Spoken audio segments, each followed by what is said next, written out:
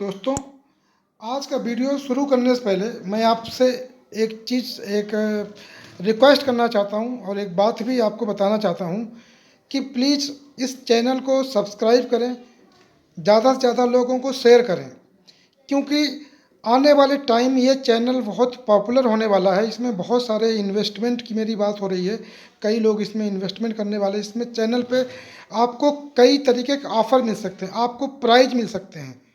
आप जैसे channel subscribe किए हैं तो कभी भी आपके पास मैसेज आ सकता है कि आपका नाम प्राइज में आ गया है, क्योंकि इस चैनल को काफ़ी लेवल पे, काफ़ी अच्छे लेवल पर ग्रो करना है। तो उसके लिए काफ़ी इन्वेस्टमेंट इसमें होंगे, बहुत सारी चीज़ें इसमें होने वाली। अगले 6 महीनों में आप देखेंगे इसमें बहुत सारे बेनिफिट होंगे।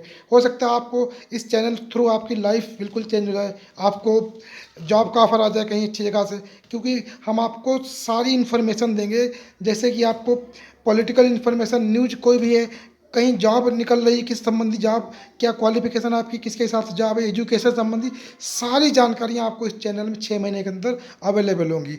और जो पहले सब्सक्राइबर होंगे, स्टार्टिंग के लगभग जो 10 से 15 हज़ार सब्सक्राइबर होंगे, उनको कुछ स्पेशल बेनिफिट मिलेंगे। तो कृपया इस चैनल को सब्सक्राइब जरूर करें। चलिए दोस्तों, आज के टॉपिक में हम लोग बात करते हैं। आज हम बात करने जा रहे हैं कि हम लोग जानते हैं कि ज़्यादातर लोगों को स्वास्थ्य संबंधी कुछ न कुछ परेशानियां रहती हैं आजकल। तो एक सबसे कॉमन परेशानी है जो कि पेट संबंधी है, जैसे कि कॉन्स्टिपेशन, गैस्ट्राइटिस और हाइपर एसिडिटी।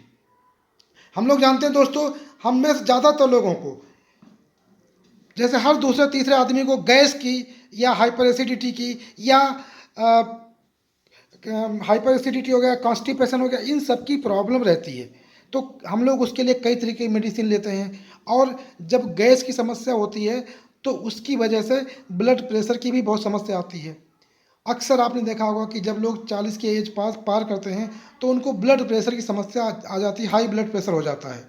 हालांकि ब्लड प्रेशर होने के बहुत से कारण हो सकते हैं, आगे इसमें आपको रीजन दिखेंगे। कॉन्स्टिपेशन और ब्लड प्रेशर के कारण आपको आगे यहाँ पे दिख रहे हैं, यहाँ पे आपको सामने आपको दिख रहा होगा कॉन्स्टिपेशन, हाइपर एसिडिटी और आपका जो गैस बनना है, गैस्ट्राइटिस होती है, उसके कारण आपके सामने लिखे हुए हैं, आप पढ़ सकते हैं। बहुत से कारण हो सकते हैं, ठीक है। इसी तरीके से ब्लड प्रेशर के भी बहुत से कारण हो सकते हैं। लेकिन दोस्तों, अगर किसी का पेट सही नहीं है, पेट में कोई प्रॉब्लम है, तो उससे एक नहीं कई सारी बीमारियां पैदा होती हैं। जैसे मान लो आपको बहुत ज़्यादा गैस बनती है, तो आपको वो गैस नहीं निकल पा रही है, पास नहीं हो पा रही है, तो वो गैस आपके ब्लड में अब्जॉर्ब हो जाएगी और बाद में वो प्रेशर बढ़ाएगी, तो वो उससे आपको ब्लड प्रेशर की समस्या हो सकती है। तो दोस्तों, इसलिए अगर कहते हैं ना कि पेट सही रहे तो सब कुछ सही रहेगा। और ये मैं आपको जो बताने जा रहा हूँ, ये मेरा अपना पर्सनल एक्सपीरियंस है। ये सब चीज़ें मेरे साथ थी। मुझे कॉन्स्टिपेशन की, गैस की और हाइपर एसिडिटी की बहुत बहुत ज़्यादा प्रॉब्लम थी। एसिडिटी तो मुझे इतनी ज़्यादा होती थी कि मैं कुछ भी खा लेता था, मुझे एसिड बन जाता था, भयंकर एसिडिटी हो जाती, जलन होती सीने में, गैस बहुत बनती थी और आपका कॉन्स्टिपेशन भी बहुत ज़्यादा रहता था। तो मैं खुद इन सब चीज़ों से झेला हूँ। ब्लड प्रेशर की समस्या मुझे बहुत थी। मैंने आज से लगभग 7 साल पहले की बात है, मुझे ब्लड प्रेशर, जब मेरा ब्लड प्रेशर बढ़ गया था और लगभग 175 110 आ गया था। अब मुझे बहुत टेंशन हो गई थी कि मैंने ब्लड प्रेशर की दवाई लेना शुरू कर दिया। अब दवाई लेने के बाद मुझे क्या होती थी, मुझे टेंशन होने लगी। मतलब टेंशन मीन्स मुझे, जैसे कोई भी दवाई सूट नहीं करती थी, तो मैं कोई भी दवाई खाता था, मुझे मेरा सर दिन भर भारी भारी रहता था और उसके अलावा मेरा शरीर बिल्कुल लूज हो जाता था। कई तरीके की मेडिसिन डॉक्टर ने चेंज की, लेकिन कोई भी ब्लड प्रेशर की दवाई मुझे सूट नहीं की। हालांकि सबके साथ ऐसा नहीं होता, क्योंकि मुझे कुछ हेल्थ इशूज पहले से थे। तो मैं बहुत परेशान था। मैं उस समय अहमदाबाद था, बहुत अच्छी जॉब में था, मैंने जॉब छोड़ दी उसकी वजह से। मैं और मुझे उसी समय जब ब्लड प्रेशर की समस्या हुई थी, उसमें अनिद्रा की समस्या हो गई बहुत भयंकर। तो उस अनिद्रा के बारे में हम अगले वीडियो में आपसे बात करेंगे। आज हम आपसे पेट संबंधी और ब्लड प्रेशर संबंधी समस्याओं के बारे में बात करेंगे। तो दोस्तों, मैंने नौकरी छोड़ दी और मैं कुछ दिन के लिए जयपुर चला गया था अहमदाबाद से नौकरी छोड़ के। वहाँ पर एक नेचुरोपैथी सेंटर है, वहाँ पर मैं 15 दिन रहा। जब मैं नेचुरोपैथी सेंटर गया तो मैंने ब्लड प्रेशर की दवाई धीरे धीरे कम की और बंद कर दी। मतलब जब मैं नेचुरोपैथी सेंटर में रहा 15 दिन, तो मैंने बिल्कुल मेडिसिन नहीं ली, ब्लड प्रेशर की दवाई बंद कर दी, योगा शुरू कर दिया, प्राणायाम शुरू कर दिया, उसी से मैं अपना ब्लड प्रेशर मेंटेन करता था। खैर उसके बाद हमें पेट संबंधी बहुत समस्याएं थी। मैं वापस अपने होम टाउन लखनऊ आ गया। अब मैंने कई डॉक्टर से अपना इलाज कराया, अनिद्रा का मैंने इलाज कराया और पेट का इलाज कराया। पेट संबंधी मुझे काफ़ी समस्या थी, तो 4-5 साल तक यही चलता रहा। कई डॉक्टर चेंज किए, होम्योपैथिक, आयुर्वेदिक, एलोपैथिक, लेकिन मुझे समस्या कम होने की बजाय बढ़ती गई।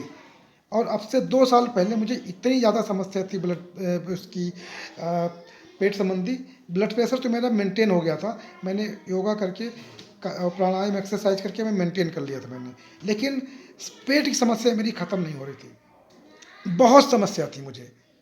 मैंने डॉक्टर दिखाया 2 साल पहले। डॉक्टर ने पूरा चेक किया, एंडोस्कोपी किया, कोलोनोस्कोपी किया और सारी जांच की, सारी जांच नॉर्मल। अब मैंने आयुर्वेद, एलोपैथ, होम्योपैथ सारी दवाइयाँ खा डाली, लेकिन मेरी कॉन्स्टिपेशन और गैस की समस्या ख़त्म नहीं हुई और बल्कि बढ़ गई। तो फिर मैंने बहुत इस पे स्टडी किया, बहुत रिसर्च की, तो मैंने ये देखा कि अगर हम अपना खान पान सही कर लें, अगर हम लोग लाइफ स्टाइल सही कर लें, तो शायद हम इस समस्या से निजात पा सकते हैं। और मैंने बहुत कुछ अध्ययन करने के बाद ये चीज़ पाई, चूँकि मैं बायो का स्टूडेंट रहा हूँ, तो बॉडी के बारे में ऑलरेडी मुझे काफ़ी कुछ जानकारी पहले से थी। तो मैंने अपना खान पान सही किया, अब वो खान पान फॉलो किया मैंने और योगा एक्सरसाइज की। आज की डेट में भगवान की दुआ से मुझे पेट संबंधी 90% समस्याएं मेरी ख़त्म हो गई। और मैंने आपको बताया था अनिद्रा वाली, वो समस्या भी मेरी 95% ख़त्म हो गई। उसके बारे में बात करेंगे किसी दूसरे वीडियो में। और जो ब्लड प्रेशर वाली समस्या थी वो भी बिल्कुल ख़त्म हो गई। ब्लड प्रेशर की समस्या तो खैर पहले ही हमारी काफ़ी हद तक ख़त्म हो गई थी, लेकिन बीच में कुछ थोड़ा सा प्रॉब्लम आई थी। जब डाइट प्लान हमने शुरू किया तो वो भी बिल्कुल सॉल्व हो गई। तो पिछले 7 साल से मैंने ब्लड प्रेशर की कोई दवाई नहीं ली और लगभग 1 साल से मैं पेट की भी कोई दवाई नहीं लेता हूँ। कभी कभी थोड़ी बहुत दवाई लेनी पड़ जाती है, कभी कभार जब उल्टा सीधा खाना खा जाता है। तो दोस्तों, सबसे ज़रूरी है, आप अगर कॉन्स्टिपेशन, ब्लड प्रेशर या कोई भी बीमारी है, आप वो समस्या ख़त्म करना चाहते तो आप अपना डाइट प्लान चेंज करिए, अपना खान पान और लाइफ स्टाइल चेंज करिए। अब क्या खान पान फॉलो करना मैं आपको बता रहा हूँ। देखिए आपके सामने लिखा होगा कि सुबह 12 बजे तक आपको 4 से 5 तरीके के फल खाने हैं। अब कितना फल खाना है? जैसे आपका वजन 60 किलो है तो आपको 600 ग्राम, यानी अपने बॉडी के जो वेट है उसके लगभग 10% आपको आपको सुबह फल खाने हैं। तो आपको करना क्या है, सुबह सुबह जब सो के उठेंगे तो पहले 1 लीटर पानी पीजिए गुनगुना, और पानी पीने के बाद आप फ्रेश होके आइए। फ्रेश होने के बाद आप सुबह नाश्ते में फल खाइए 12 बजे तक, चाहे आप इकट्ठा खा सकते हैं, चाहे थोड़ा थोड़ा करके 12 बजे तक ये फल खाइए। लगभग अपनी बॉडी के वेट के 10%, उससे ज़्यादा खा सकते हैं, कम ना खाइए। अगर कम भी खा सकते हैं, शुरू शुरू में कम मत खाइए, लेकिन बाद में आप कम कर सकते हैं जब आपकी प्रॉब्लम सॉल्व हो जाए। तो ये तो आपका सुबह का नाश्ता हो गया। उसके बाद भी अगर मान लो आपको भूख लगती है तो आप हल्का फुल्का नाश्ता ले सकते हैं, लेकिन वो नाश्ता घर का बना हुआ हो, बाहर का ना हो। जैसे बिस्किट, नमकीन, ब्रेड, ये चीज़ अवॉइड करें शुरू में। बाद में जब आपकी समस्या कम हो जाए तब भले ही आप ये चीज़ें ले सकते हैं, लेकिन शुरू में आप कम करें। ठीक, इसके बाद बारी आती है लंच की। लंच में क्या करना है सर दोस्तों, आपको आपको लंच में जो आपका घर का पका हुआ खाना है, कुकिंग फूड, उसको खाने से पहले आपको अपनी बॉडी के वेट का 5%, जैसे आपके बॉडी का वेट 60 किलो है तो उसका 5% 300 ग्राम हुआ, तो 300 ग्राम आपको लगभग कच्ची सब्जियां लेनी। वो कच्ची सब्जियां जिनका सलाद बनाया जा सकता है, जैसे गाजर, मूली, खीरा, ककड़ी, टमाटर, प्याज और लौकी, और आप तुरई भी ले सकते हैं। ठीक, इनको आप 300 ग्राम ले लीजिए। लगभग अंदाज़ा से कोई आपको बैलेंस लेके नहीं बैठना है। उनको काट लीजिए, हल्का सा आप नींबू डाल सकते हैं उसमें, और चाहे तो आप नमक डाल सकते हैं। हालांकि मैं नमक नहीं यूज करता था, क्योंकि बीपी ना बढ़े, इसलिए मैं बीपी कंट्रोल करने के लिए नमक यूज नहीं करता था। ठीक, वैसे मैं नमक खाता हूँ, मतलब खाने कोई नमक से परहेज नहीं है, लेकिन सलाद में नमक मैं यूज नहीं करता हूँ, मेरा कंट्रोल रहता है बीपी। तो फिर आप चाहें तो नमक ले सकते हैं। अगर बीपी हाई है आपका पहले से तो नमक मत लीजिए प्लीज़। ठीक है, अब क्या करना है आपको, वो सब्जियां जो सलाद बनाया आपने 300 ग्राम, वो सलाद आपको खाने के पहले, लंच के पहले, जो पका हुआ खाना उसको पहले उससे पहले खाना है, खाने के साथ या खाने के बाद नहीं खाना, ये ध्यान रखना है। क्योंकि जो आपका सलाद होता है, कच्ची सब्जियां, ये आपकी बॉडी को फाइबर देंगी और आपके ये जल्दी पच जाते हैं, और जल्दी पचने वाली चीज़ें, जल्दी डाइजेस्ट होने वाली चीज़ें पहले खानी चाहिए। तो पहले आप पूरा जो सलाद है वो ख़त्म करिए। उसके बाद 10 से 15 मिनट बाद आप क्या करें, जो आपका पका हुआ खाना है वो खा लीजिए। ठीक, आपको अगर भूख लग रही है आप तुरंत भी खा सकते हैं। आप सलाद खाने के तुरंत बाद भी पका हुआ खाना खा सकते हैं या थोड़ी देर बाद खा सकते हैं, ये आपके ऊपर डिपेंड करता है, जैसी आपकी ज़रूरत हो। तो उसके बाद क्या करना है दोस्तों, ये तो आपका लंच तक हो गया। अब डिनर में क्या करना है, डिनर में भी आपको वही चीज़ फॉलो करनी जो आपने लंच में फॉलो की थी। डिनर करने से पहले भी आपको 300 ग्राम सलाद खाना है डिनर से पहले, उसके बाद आपको डिनर लेना है। और डिनर आप कोशिश करिए रात 8 बजे से पहले पहले ले लीजिए, ये आप कोशिश करिए। क्योंकि अगर लेट नाइट डिनर लेंगे तो आपकी प्रॉब्लम जल्दी सॉल्व नहीं होगी, और प्रॉब्लम है आप या आपको ज़्यादा फ़ायदा नहीं होगा। तो कोशिश करिए कि डिनर आप 8 बजे से पहले पहले ले लें। ठीक है, उसके अलावा आप अपना बीपी रेगुलर चेक करते रहिए। बीपी की टेबलेट अगर छोड़ना चाहते हैं तो अभी मैं आपको उसके बारे में बताता हूँ कैसे आपको छोड़नी है। ठीक है, इसके बाद अब अगर आपको डाइट प्लान हो गया। हाँ, शाम को अगर मान लो आपको भूख लगती है इवनिंग टाइम में, तो इवनिंग टाइम में आप थोड़े चने ले लीजिए, चने को भिगो के उनको अंकुरित कर लीजिए, वो खा सकते हैं। ड्राई फ्रूट, जो ड्राई फ्रूट उनको भिगो के वो खा सकते हैं, या हल्का फुल्का नाश्ता ले सकते हैं। चाय और कॉफ़ी आप अवॉइड करें। अगर आपको एसिडिटी बहुत ज़्यादा है तो कॉफ़ी तो बिल्कुल देखें भी ना।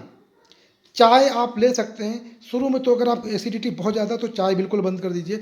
लेकिन जब आपकी प्रॉब्लम काफ़ी हद तक कम हो जाए तब आप थोड़ा बहुत चाय ले सकते हैं। लेकिन चाय लेना है तो चाय में क्या करना है, पत्ती कम रखनी है, चाय को बहुत ज़्यादा उबालना नहीं है। उबालने से क्या होता है, जब चाय बहुत ज़्यादा उबाल देते हैं आप, तो उसमें जो कैफ़ीन होता है वो बहुत ज़्यादा कैफ़ीन उसमें आ जाता है। चाय का टेस्ट तो आपको अच्छा लगेगा, लेकिन वो चाय आपके लिए उतनी ज़्यादा नुकसानदायक हो जाएगी। तो चाय आप ले सकते हैं, मैं चाय लेता हूँ। पहले तो चाय 4-5 बार पीता था, शाम को थोड़ा सा लेता हूँ, आधा कप, और आधा कप मॉर्निंग में, और बहुत कम पत्ती के साथ। तो आप भी यही करें, काफ़ी तो बिल्कुल ना लें। ठीक है दोस्तों, उसके अलावा ये डाइट प्लान के अलावा आपको एक्सरसाइज और योगा और प्राणायाम जरूर करने हैं। क्योंकि जितना रोल एक्सरसाइज का उतना रोल आपके योगा और प्राणायाम का है।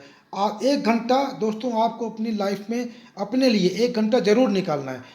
आजकल के टाइम में ज़्यादातर लोग बिजी रहते हैं पैसा कमाने में, ये काम वो काम में, लेकिन दोस्तों कम से कम 1 घंटा ज़रूर निकालिए। अगर आप 1 घंटा अपने लिए नहीं निकालेंगे तो आगे चल के आपके शरीर में कई बीमारियां होंगी, और तब आप लाखों रुपया बीमारियों पर खर्च करेंगे और समय खराब होगा वो अलग है। इसलिए 1 घंटा अपने लिए सुबह सुबह ज़रूर निकालिए।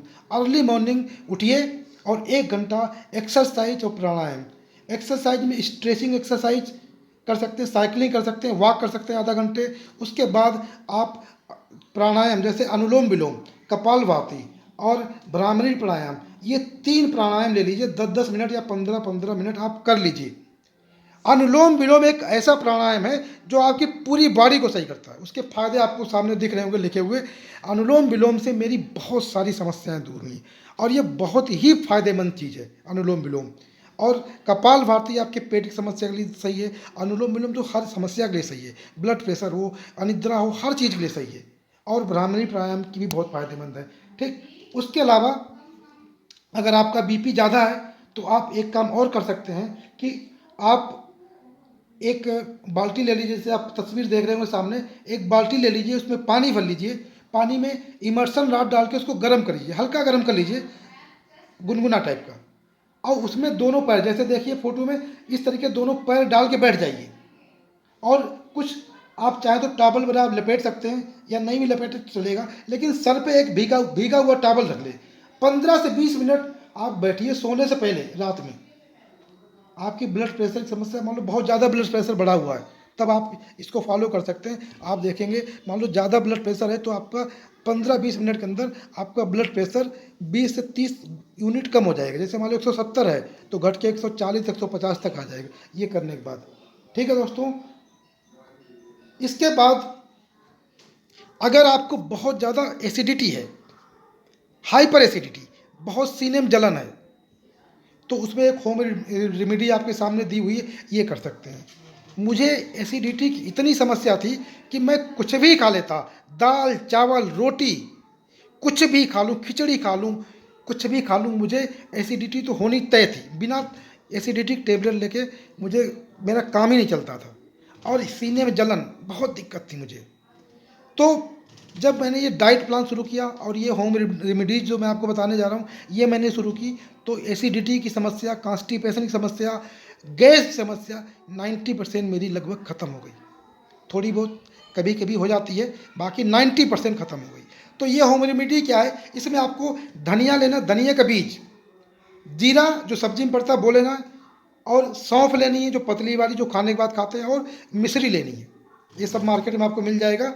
धनिया और जीरा को सबको बराबर बराबर मात्रा में लेना है, चारों चीज़ों को। मान लो 100 ग्राम धनिया, 100 ग्राम सौंफ, 100 ग्राम जीरा, 100 ग्राम मिश्री ले लिया, तो धनिया और जीरा को आपको एक कढ़ाई में रोस्ट कर लेना, उसको भून लेना है, केवल धनिया और जीरा को, सौंफ को नहीं भूनना है। उसके बाद क्या करना है, इन चारों चीज़ों को मिक्सी में पीस लीजिए, और ऐसा पीसिए कि वो दरदरा रहे, खुरदरा रहे, एकदम से बारीक मत पीसिए। उसके बाद चारों चीज़ों को मिला के एक एयर टाइट डिब्बे में बंद करके रख लीजिए। और जब आपको दिक्कत है, मान लो बहुत ज़्यादा एसिडिटी की दिक्कत है, तो दिन में 4-5 बार एक एक चम्मच ये मिश्रण आप ले सकते हैं। इससे आपकी जो एसिडिटी की समस्या है और गैस की समस्या है, इसमें बहुत रिलीफ आपको मिलेगा। ठीक है दोस्तों। और अगर आपकी समस्या मान लो कम हो जाए, उसके बाद आप दिन में 2 बार ले सकते हैं, शुरुआत में 4 बार ले सकते हैं, 5 बार ले लें, क्योंकि कोई भी चीज़ इसमें नुकसान करने वाली नहीं है। इसके अलावा दोस्तों एक होम रेमेडी और यहाँ दे रखी है, आप खाने से आधा घंटे पहले 1 चम्मच नींबू का रस निचोड़ लीजिए, और 1 चम्मच अदरक का जूस। अदरक को आप कद्दूकस से कस के और किसी रुमाल में लेके निचोड़ेंगे तो जूस निकल आता है। मैं भी करता हूँ ये चीज़। वो निकाल लीजिए, उसको 1 गिलास पानी में, गुनगुने पानी में मिला लीजिए, चाहे तो हल्का सा काला नमक मिला सकते हैं। उसको खाने से आधा घंटे पहले पी जाइए, तो इससे आपका जो कॉन्स्टिपेशन वाली समस्या, वो काफ़ी हद तक आपको रिलीफ मिलेगा दोस्तों। तो ये दोस्तों कुछ डाइट प्लान था आपका जो मैंने बताया, और कुछ होम रेमेडीज थी जिससे आप 100% अपनी बीमारी को ख़त्म कर सकते हैं। मैं आपको पहले बता चुका हूँ दोस्तों, ब्लड प्रेशर, कॉन्स्टिपेशन या पेट संबंधी कोई समस्या का किसी भी पैथी में 100% कोई इलाज नहीं है। इलाज है तो एक ही है, वो नेचुरोपैथी है। यानी आपको ये डाइट प्लान फॉलो करना है, और योगा, एक्सरसाइज और मेडिटेशन वगैरह भी कर सकते हैं आप। ये सब आप फॉलो करिए, आपको कभी कोई बीमारी होगी नहीं, और अगर है तो वो ख़त्म हो जाएगी। भाई मुझे तो हेल्थ संबंधी बहुत इशूज़ थे, तो मैंने तो लगभग अपने सारे इशूज़ ख़त्म कर लिए हैं। कुछ छोटे मोटे इशूज़ बचे हैं, जैसे अनिद्रा वाली एक समस्या मेरे साथ अभी थोड़ी बहुत है, उसके बारे में हम आपको नेक्स्ट वीडियो में बताएंगे। उसको भी कैसे समाधान किया, वो भी 90% तक मैंने ख़त्म कर ली, उसके बारे में हम बात करेंगे आपसे। और अगले वीडियो में हम आपसे डायबिटीज़ के बारे में भी बात करेंगे कि डायबिटीज़ को कैसे कंट्रोल करें। दोस्तों हम उन्हीं बीमारियों के बारे में आपसे बात करें जिनको मैंने खुद अनुभव किया है, या जिनका प्रयोग मैंने अपने जानने वालों को किया है। मैंने ये कॉन्स्टिपेशन और ब्लड प्रेशर, ये और निद्रा, ये तो मैंने खुद मुझे ही थी, मैंने ही ठीक किया अपने आप को। और डायबिटीज़ मुझे नहीं थी कभी भी, और अब आगे कभी होगी भी नहीं भगवान दुआ से। लेकिन मैंने डायबिटीज़ का भी एक्सपेरिमेंट किया, उसके बारे में भी आपको बताएं कैसे कंट्रोल करना है। तो दोस्तों ये था पूरी जानकारी। तो अगर आपको ये मेरा वीडियो पसंद आया हो, आपको मेरी सलाह अच्छी लगी हो, आप इसको ज़रूर फॉलो करिए। लेकिन एक चीज़ और बताएं, अगर आप ब्लड प्रेशर की दवाई ले रहे हैं लंबे समय से, तो उसको कम करना चाहते हैं या और बंद करना चाहते हैं, तो दोस्तों ये डाइट पहले फॉलो करिए 3-4 दिन तक, योगा प्राणायाम शुरू करिए, फिर दवाई को धीरे धीरे कम करिए। पहली बात तो एक ब्लड प्रेशर नापने वाली मशीन ले लीजिए, क्योंकि आप बार बार डॉक्टर के पास ब्लड प्रेशर नापाने नहीं जा सकते, क्योंकि आपको दिन में 4-5 बार मॉनिटर करना पड़ेगा अपना ब्लड प्रेशर, अगर दवाई छोड़ना चाहते हैं तो आप एक टेबलेट अगर ले रहे हैं, उसको 3/4 कर दीजिए, 3/4 कर दीजिए, 4 हिस्से कर लीजिए उसको। तो अगर टूट नहीं रही तो उसको चाकू से काट दीजिए, चाकू से दबाइए, कट जाएगी। मैं ऐसे ही करता हूँ। उसके बाद उसका 3/4 उसका आप लेना शुरू कर दीजिए, 1 हफ्ते तक लीजिए, और डेली 3 से 4 बार ब्लड प्रेशर नापते रहिए। अगर आपका ब्लड प्रेशर नॉर्मल है, मेंटेन है, तो फिर उसको टेबलेट को आधा कर दीजिए। 1 हफ्ते तक ऐसे फॉलो करिए, आधा टेबलेट। और ब्लड प्रेशर चेक करते रहिए। फिर आधे से चौथाई कर दीजिए, फिर चौथाई से फिर उसको अल्टरनेट कर दीजिए। फिर धीरे धीरे महीने भर के अंदर आप पूरी दवाई बंद कर सकते हैं। लेकिन इस समय आपको ब्लड प्रेशर की रेगुलर मॉनिटरिंग करनी है। डेली आपको 3 से 4 बार ब्लड प्रेशर चेक करना है, ये ध्यान रखना है। एकदम से दवाई बंद नहीं करनी किसी भी हालत में, ये भी ध्यान रखना है दोस्तों, ठीक है। और उसके अलावा आपको क्या करना है कि जो सोने से पहले मैंने आपको बताया पैर पानी में डुबोने वाला, अगर बहुत ज़्यादा ब्लड प्रेशर हाई है तो वो भी आप कर सकते हैं प्रक्रिया, ठीक। जिन लोगों ने दवाई जल्दी शुरू की है वो 1 हफ्ते के अंदर ही कंट्रोल कर सकते हैं, लेकिन जिनकी दवाई लंबे समय से चल रही है कई सालों से, वो लगभग 1 महीने में बंद करें, धीरे धीरे, एकदम से बंद ना करें, ठीक है दोस्तों। तो अगले वीडियो में मिलते हैं हम लोग। तो प्लीज़ इस चैनल को सब्सक्राइब जरूर करिएगा और अपने सभी जानने वालों को शेयर करिए ताकि वो इस चीज़ का फ़ायदा उठा सकें। और आगे आपको इस चैनल पे और बहुत सारी जानकारियाँ मिलेंगी, बहुत सारे ऑफ़र्स आएंगे, क्योंकि इस चैनल में बहुत सारे हम लोग इन्वेस्टमेंट करने जा रहे हैं। तो मिलते हैं दोस्तों अगले वीडियो में। Thank you, all the best.